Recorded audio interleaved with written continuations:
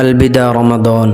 দীর্ঘ 1 বছর পর রমজান মাস আমাদের মাঝে এসেছিল রহমত, মাগফিরাত, নাজাতের বার্তা নিয়ে। এই রমজান মাস পেয়ে নিজেকে কতটা পরিবর্তন করতে পারলাম, নিজেকে কতটা আল্লাহমুখী করতে পারলাম, কিভাবে কাটালাম রমজানের সোনালী দিনগুলো। আসসালামু আলাইকুম, আমি আব্দুল কাইয়ুম। রমজানে খতম তারাবি ও বিভিন্ন ব্যস্ততার কারণে ফেসবুক, ইউটিউব কোথাও ভিডিও আপলোড দেওয়া হয় নাই। সময় বের করতে পারছিলাম না কখন কি করব। আলহামদুলিল্লাহ খতম তারাবি শেষ করে এখন একটু ফ্রি হলাম, তাই ভাবলাম কিভাবে রমজানের দিনগুলো কাটালাম তা আপনাদের মাঝে শেয়ার করি। ঘুম থেকে উঠে সর্বপ্রথম ফ্রেশ হয়ে নিলাম। রমজানের দিনগুলো সর্বপ্রথম কোরআন তেলাওয়াতের মাধ্যমে শুরু করার চেষ্টা করি। বসে গেলাম কোরআন তেলাওয়াত করতে। বিসমিল্লাহির রহমানির রহিম। আলহামদুলিল্লাহিল্লাযী আনজালা আলা আবদিহিল কিতাবা ওয়া লাম ইয়াজআল লাহু ইওয়াজা কাইয়িমান।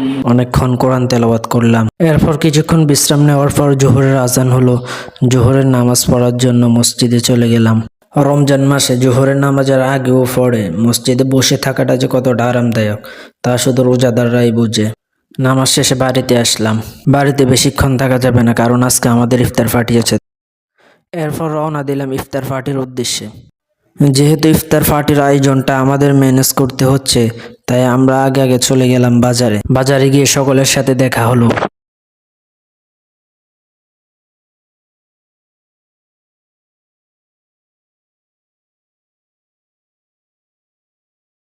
আজকে বাজারে যে প্রচন্ড রোদ, একটু হাঁটাহাঁটির পর আমি প্রচন্ড ক্লান্ত হয়ে গেলাম।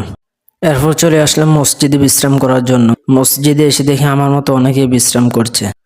বিশ্রাম শেষ করে উঠে আসরের নামাজ পড়লাম। এরপর সবাই মিলে চলে গেলাম যেখানে আমাদের ইফতার পার্টি করার কথা ছিল সেখানে। এরপর ফলমূলাদি কাটতে লাগলাম।